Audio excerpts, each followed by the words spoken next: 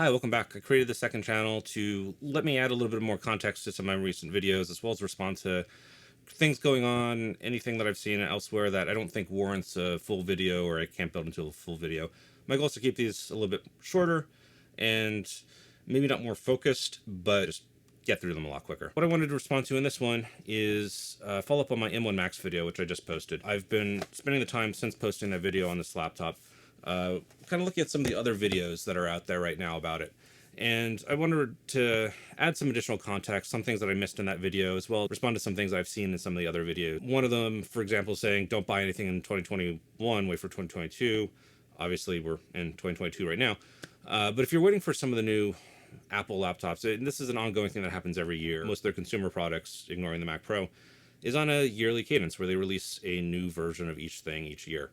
And there's always going to be improvements. I referred to this in the iPhone video. If you're concerned about not getting an M1 Max because you're looking for the M2, that really makes sense, is that the M2 won't strictly be better than the M1 Max for the things the M1 Max is designed to do. The expectation is it's probably going to be faster single core performance. Apple's been very clear that the CPU itself in all these SoCs is the same. So an M2 would probably be faster. So if you're CPU bound, the M2 may be faster. If you are multi-threaded, if you rely on the graphics core, if you rely on any of the media engines, I don't think it's going to make sense for Apple to include those in the first release of the M2, just like they weren't all in the original M1. So unless you're on the fence about getting an M1 Mac Mini, for instance, right now, or waiting 3-6 months, whatever, I don't think that's good advice to follow. If you're concerned about the upcoming multi-die M1 Max that's supposed to be in the M1 Mac Pro, again, you're not really competing against anything else right now. The only people that should really be thinking about that is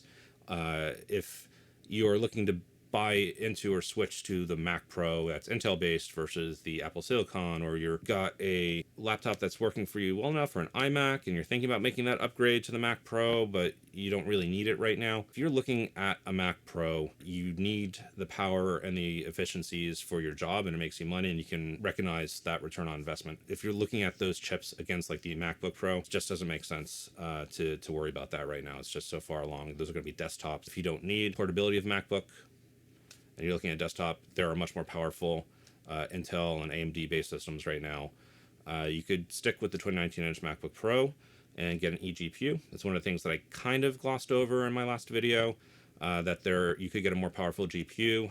In the first video I did on Apple Silicon, I mentioned the Radeon 7, which I had hoped to have had, but due to supply constraints, and raising prices, B&H canceled my order so that I could reorder it at the new price, but they also said that it was no longer available, and that's why they canceled it. Very confusing.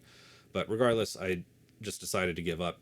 It just seems like throwing money, very good money, after basically an end-of-life platform. The rumors are that Apple is going to release another Intel version of the MacBook Pro, which means that maybe we'll get some newer AMD cards with driver support.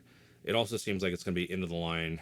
There's only a limited run that we can keep getting from this, and getting a 6800 with an eGPU is about $2,000.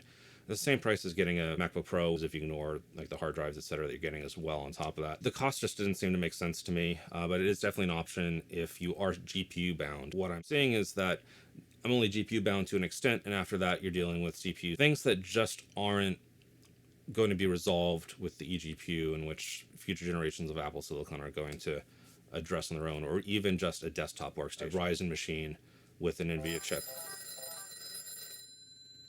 Right, and this is why I intended to do most of the videos on this channel in situ and on premise and outside of my office, so we don't get those weird disruptions.